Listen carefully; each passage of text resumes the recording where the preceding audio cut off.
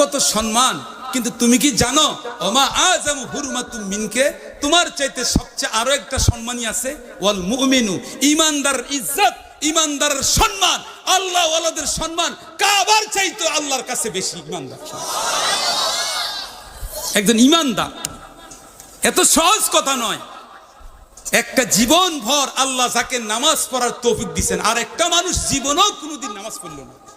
একটা মানুষ সারা জিন্দেগি ভর লা ইলাহা ইল্লাল্লাহ জিকির করতেছে, আরেকটা মানুষ জিন্দেগি একটাবার লা ইলাহা ইল্লাল্লাহ বললো না। একটা মানুষ, একটা পুরুষ আর নারী সারা জিন্দেগি ভর তার বাচ্চাকে মাদ্রাসায় পড়াইতেছে, কোরআন শিখাইতেছে, কলেজ ভার্সিটিতে পড়াইলো, প্রাণ চেষ্টা করে দ্বীনের পথে থাকার জন্য। আর আরেকটা মানুষ জিন্দেগি তো আল্লাহর কথা তারে শুনায় না, আল্লাহর দ্বীনের কথা শুনায় না। এই দুইজন ব্যক্তির মর্যাদা আল্লাহর দরবারে কি এক হইতে পারে? সবাই কথা কেন এক হইতে পারে?